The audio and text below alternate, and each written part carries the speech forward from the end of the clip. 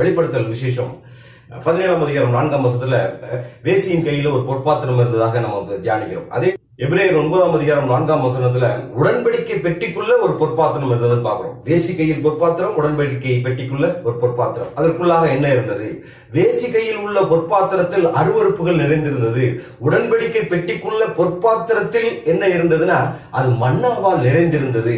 நாம் வேசி கையில் உள்ள பொற்பாத்திரம் அல்ல, அருவருப்புகளால் நிறைந்த பொற்பாத்திரம் அல்ல, நாம் உடன்படிக்கை பெட்டிக்குள்ள அந்த பொற்பாத்திரத்துக்குள்ள இருக்கிற மன்னாவை போல நாம் இருக்க வேண்டும். வார்த்தைகளால் நிறைந்திருக்க வேண்டும். நாம் அந்த வேசி கையிலே உள்ள பொற்பாத்திரமாக இருக்கும் பொழுது நம்மளுடைய நிலைமை எப்படியாக இருந்தது அப்படின்னு பாத்தீங்கன்னா, நாம் முதலாவதாக வெறும் பாத்திரமாக இருந்தோம், உடைக்கப்பட்ட பாத்திரமாக இருந்தோம், ஒரு கனவீனமான பாத்திரமாக இருந்தோம், ஒரு தத்தளிப்பின் பாத்திரமாக இருந்தோம், விரும்பப்படாத பாத்திரமாக இருந்தோம், காடி நிறைந்த பாத்திரமாக இருந்தோம். எப்பொழுது நாம் இயேசுவை ஏற்றுக்கொண்டோமோ, ரட்சிக்கப்பட்டோமோ, அன்றிலிருந்து நம் வாழ்க்கை முறை மாற வேண்டும். வாழ்க்கை முறை மாறலன்னா நாம் இன்னும் வேசி கையில உள்ள பொற்பாத்திரம் தான்.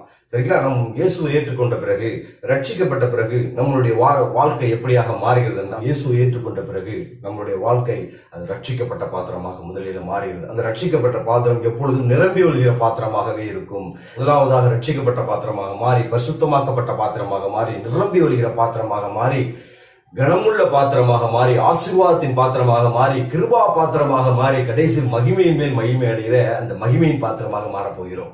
இதுக்கெல்லாம் அடிப்படை எப்படி அப்படின்னா, அப்படி மோசமான வாழ்க்கையில இருந்த நாம, வெறும் பாத்திரமாக இருந்த நாம மகிமையின் ஒளியால் நிறைந்திருக்க பாத்திரமா எப்படி மாறுதுன்னா, அதற்கு தேவனுடைய கிருபை வேணும்.